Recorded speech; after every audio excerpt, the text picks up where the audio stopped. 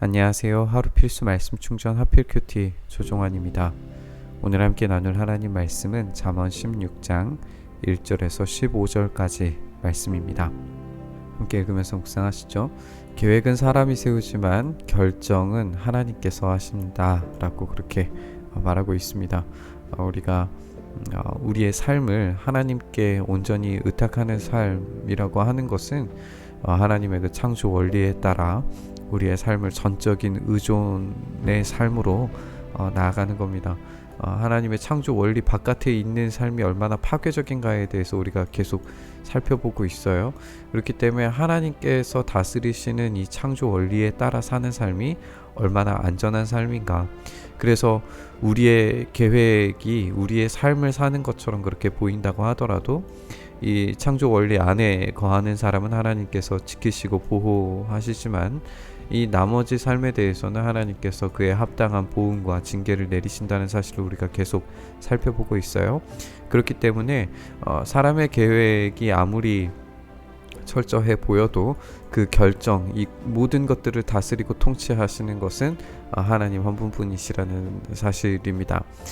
사람의 행위는 자기 눈에는 모두 깨끗하게 보이지만 주님께서는 속마음을 꿰뚫어 보고 계세요.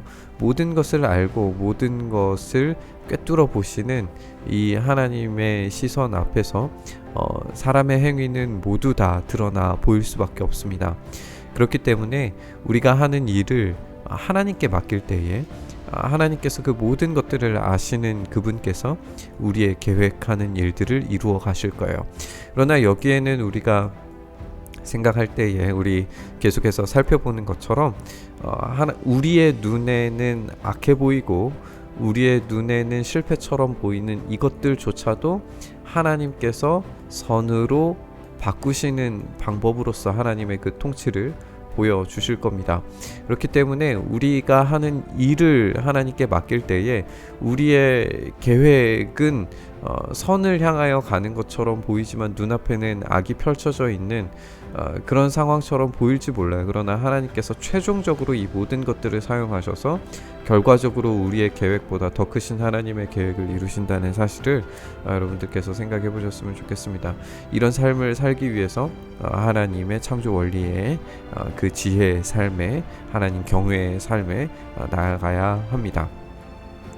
주님께서는 모든 것을 그 쓰임에 맞게 알맞게 만드셨기 때문에 악인은 재앙의 날에 쓰일 것이다 라고 이야기하면서 이제 종말론적인 이야기도 우리가 한번 생각을 해볼 수 있었으면 좋겠어요. 하나님께서 그 모든 쓰임에 맞게 하나님께서 모든 것을 아시는 하나님께서 그 쓰임에 따라서 사용하실 것이기 때문에 이 악인으로 보이는 우리가 조금 전에 살펴본 것처럼 하나님께서 이 악조차도 선으로 바꾸시는 분이시기 때문에 이 악인에 대한 심판과 최종적인 결과물들은 하나님께서 알고 만들어 가실 거예요. 그런데 이 악인의 쓰임새는 이 재앙날에 쓰이게 될 것이고 이 악인들은 반드시 심판과 그에 따른 보응을 받게 되리라고 하는 이야기입니다. 그래서 하나님께서 모든 것을 선하게 바꾸시는 하나님의 전적인 통치, 하나님의 일하심, 모든 것을 알고 선으로 바꾸시는 하나님의 전능하신 능력에 대해서 우리가 한번 생각해보고 묵상했으면 좋겠습니다. 그래서 우리가 그 하나님께 모든 것들을 맡길 때에 최종적으로 하나님께서 이루시는 그 구원의 능력을 우리가 발견하게 될 줄 믿습니다. 주님께서는 이 마음이 거만한 모든 사람을 역겨워하십니다. 그러니까 마음이 거만한 것은 결국에 내가 이 모든 것들을 계획하고 실행한다라고 하는 그런 마음이잖아요. 내가 한다. 이 자기중심적인 그런 마음이 거만한 사람들은 항상 내포하게 되는데 그들의 인생은 틀림없이 벌을 받게 될 거예요. 하나님의 계획에 벗어나는 이 악인의 인생들은 결국에 재앙날에 쓰일 수밖에 없습니다. 사람이 어질고 진실하게 살면 죄를 용서받고 하나님을 경외하면 이 재앙을 피할 수 있습니다. 그러니까 이 겸손한 마음, 하나님을 경외함으로써 하나님께 전적인 헌신과 전적인 의존의 삶을 살아가는 사람들은 재앙을 피하는 삶을 살 수 있어요. 사람의 행실이 주님을 기쁘시게 하면 그의 원수라도 그와 화목하게 해주신다. 우리가 계속해서 살펴보는 것처럼 하나님께서는 이 악이라도 하나님께서 바꾸시고 선으로 바꾸시고 그들과 함께 화목하게 하실 뿐만 아니라 이 사람의 행실이 주님을 기쁘시게 하는 용도로 하나님만 온전히 전적으로 의존하는 삶을 살게 될 때에 모든 것들을 바꾸어서 선으로 만드시는 재앙을 피하게 하시는 하나님의 능력을 경험할 수 있게 된다는 사실입니다. 그렇기 때문에 의롭게 살면서 적게 버는 것이 불의하면서 살며 많이 버는 것보다 낫다라고 이야기를 합니다. 그러니까 의롭게 사는 삶, 하나님을 경외하는 삶을 살아가는 것이 당장의 눈앞에 작게 버는 것, 초라한 것처럼 보여도 사실상 최종적으로 하나님의 그 통치 아래에 있을 때에 이 불의하게 살면서 많이 버는 것보다 훨씬 더 낫다라고 하는 이야기인 거죠. 사람이 마음으로 자기의 앞길을 계획하지만 그 발걸음을 인도하시는 분은 주님이시다. 우리가 아주 좋아하고 사랑하는 말씀인데 우리가 계속해서 살펴보는 것과 마찬가지입니다. 우리의 계획, 우리의 생각으로 우리의 앞길을 계획해도 그 발걸음을 인도하시는 분은 주님이시기 때문에 우리가 때로 악과 고통의 길을 걸어가는 것처럼 보여도 하나님께서는 이것을 다스리고 통치하고 계셔서 결과적으로 선한 길로 인도해 가실 겁니다. 우리가 그 하나님의 통치와 보호 아래 있을 때에만 이 길을 걸어갈 수 있다는 사실을 꼭 기억하셨으면 좋겠습니다. 왕이 내리는 판결은 하나님의 판결이기 때문에 판결할 때에 그릇된 판결을 내리지 않는다라고 이야기를 하고요. 정확한 저울과 천평은 주님의 것, 그러니까 어떤 값을 매기는 것에 있어서 거짓이 없이 공정하게 정직하게 그 값을 매기는 것은 하나님의 일이라고 하는 거예요. 그리고 주머니 속 저울추도 다 그분이 만드신 것이기 때문에 값을 정직하게 매기라고 하는 겁니다.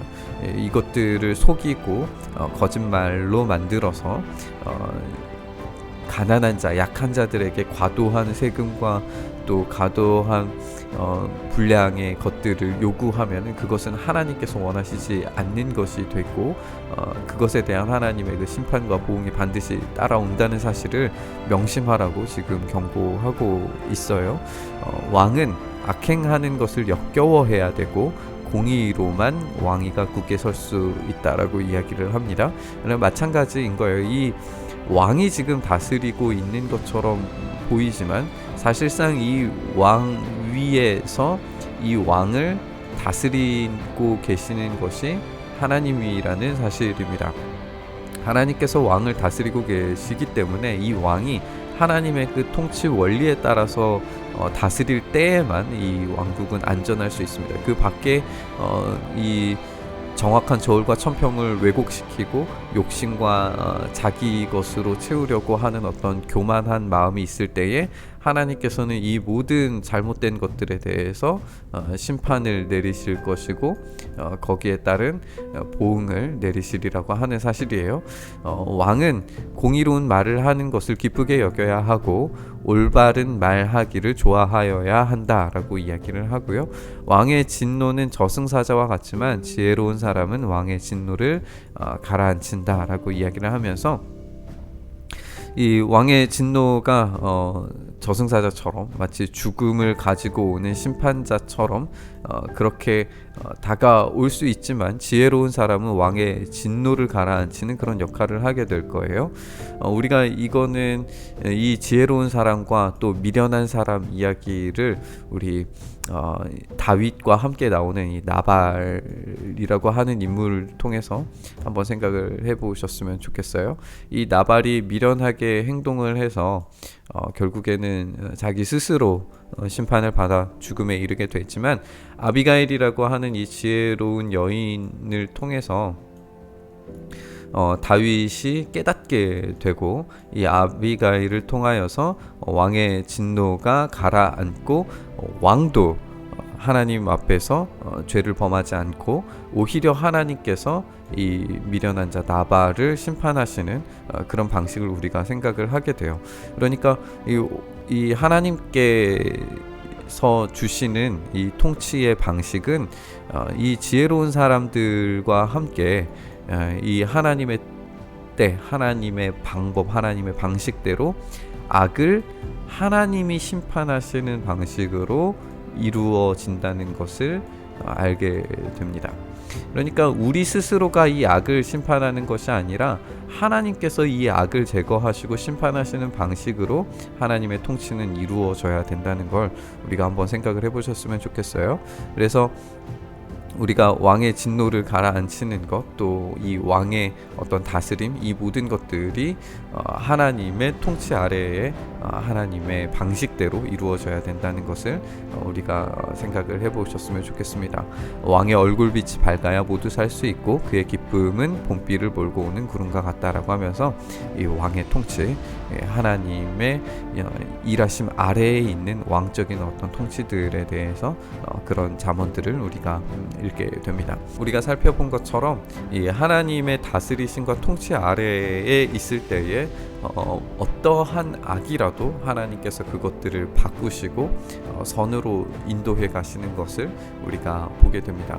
어떤 원수와 어떤 악이라도 하나님께서 그것들을 심판하시고 그 가운데 있는 모든 문제들을 제거하실 때에 결과적으로 우리가 생각했던 우리의 계획보다도 훨씬 더 좋은 방향으로, 훨씬 더 선한 방향으로 하나님께서 그 발걸음을 인도하신다는 사실을 우리가 함께 읽었습니다. 우리가 이렇게 우리의 삶을 온전히 하나님께 헌신할 때에, 전적인 의존의 삶을 살아갈 때에 우리가 참된 그 십자가의 길, 우리 예수 그리스도께서 우리에게 허락하신 길을 걸어갈 수 있음을 알게 됩니다. 그리고 우리가 이 왕의 다스림에 대한 이야기를 나눴는데, 결국에 이 왕의 다스림을 단지 왕의 역할에만 한정하는 것이 아니라 이 다스림의 직분과 이 다스림 통치에 대한 개념을 우리 가정으로 가지고 와도 충분히 적용 가능한 부분이 있다라고 생각을 하고요. 그리고 우리가 신약에서 읽게 되는 것처럼, 베드로전서에서 우리가 읽는 것처럼 우리는 왕 같은 제사장으로서의 역할을 해야 되는 사람입니다. 그러니까 우리가 우리의 삶의 영역에서 다스리고 통치해야 하는 부분들이 반드시 있게 되는데, 그때에 우리가 어떠한 정직함과 어떠한 하나님의 통치 아래에서 우리의 삶의 영역들을 다스려 나갈 것인지에 대한 그런 책임 있는 책임 의식들을 우리에게 가르친다고 볼 수도 있을 것 같습니다. 그렇게 생각했을 때 하나님의 그 창조 원리에 따라서 하나님을 경외하는, 하나님을 두려워함과 사랑함을 통해서 살아가는 그 삶이 참되게 우리의 삶을 다스려가는 방법이라는 사실을 다시 한번 생각을 하게 됩니다. 우리에게 다가오는 악까지도 하나님께서 선한 것으로 바꾸시는 그 은혜를 우리가 기억하면서 오늘 이 본문 말씀 함께 묵상했으면 좋겠습니다. 하나님, 그렇게 우리가 선하신 하나님의 인도를 따라 우리의 삶을 전적으로 의존하기를, 하나님께 의존하기를 간절히 소망함으로 나아갑니다. 우리의 삶을 붙들어 주셔서 참된 의존의 삶을 살아갈 때에 하나님께서 모든 것들을 선하게 바꾸어 가시는 하나님의 능력을 경험할 수 있도록 인도하시고 역사하여 주시옵소서. 그렇게 우리의 삶을 만들어 가시고 인도해 가시기를 간절히 소망하며 우리 주님 예수 그리스도의 이름으로 기도드리옵나이다. 아멘.